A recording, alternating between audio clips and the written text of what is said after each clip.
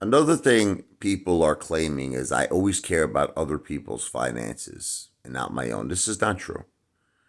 I actually have been in the past, if you ever watched my videos, I rooted for Teddy Zane. I wanted him to always make money. I used to compliment Teddy Zane all the time. I don't see this is why people got to get their facts straight.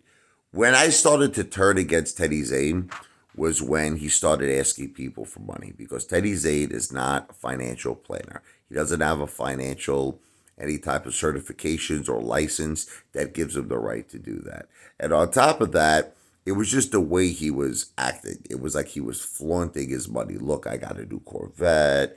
Look at me. I'm making $300,000 a week. So when people start doing that, I have a natural reflex where it's like I don't know. It's just something inside me. It's like an eternal reaction that I gotta find out, if he's telling the truth. And it's like I smell the bullshit. I can smell it, right?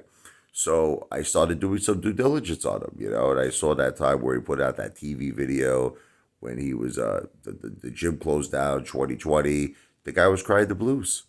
He was like, "Look, I can't pay my bills. I can't pay my electric bill. I can't keep this place open."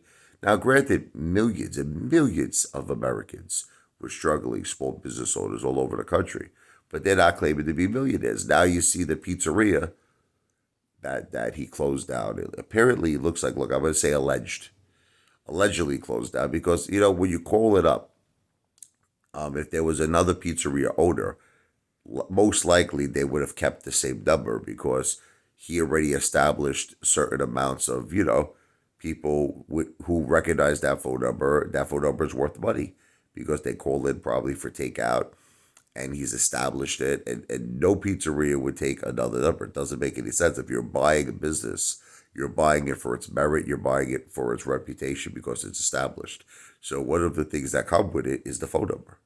So he would have just reconnected the business to that phone number, the new business owner I'm talking about, and kept the old number. It would be very stupid for him to.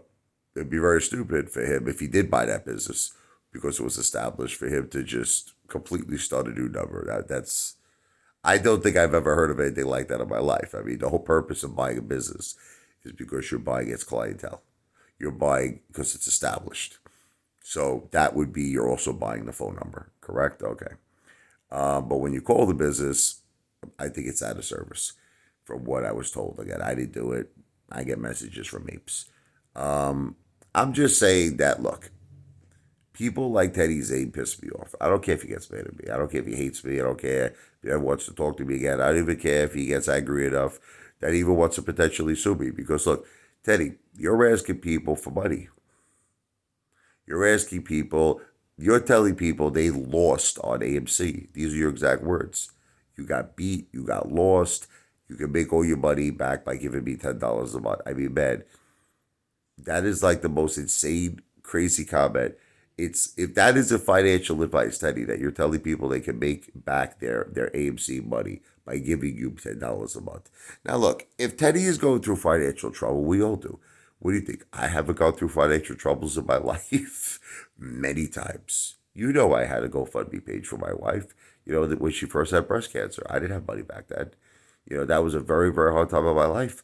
I had to really, really work hard. I had to kill myself to get us a house and to get us to the next level. And I was scared, man. I was under a lot of financial stress back then. So we all go through that. But, and I'm not afraid to ask for help. Like when I was going through financial difficulties, I went to my good friends and family and told them, what I was going through. And many of them were very generous and helped. God bless. That's what friends and family are for, right? But I certainly wouldn't come across like I'm a millionaire to try to trick people. You know what I mean? Like if I was going through financial trouble, I'm not going to try to trick people into giving me money. Be like, oh yeah, look at me. I got a new Corvette. Look at my house. Look at this. Look at that. I just made 300,000 a week day trading. No, no. Con men do that. Con men do that. You watch people on TV with those infomercials. They do the same thing. Look at my Ferrari, which they probably don't even own. Yeah, look at my house, which is probably just a set. It's not even theirs. Pay me $29. Listen, I got secrets in the industry that's gonna make you a multimillionaire overnight. Okay, $29. Yeah. And people fall for all this stuff. They're like, that sounds like a good deal. I spent $29. 29.99. It's always gonna have that 99 at the end. And I'm a millionaire overnight. If you really had these trade secrets that nobody else knew about, I want you to use common sense to think about it, right? Why would he share it with you?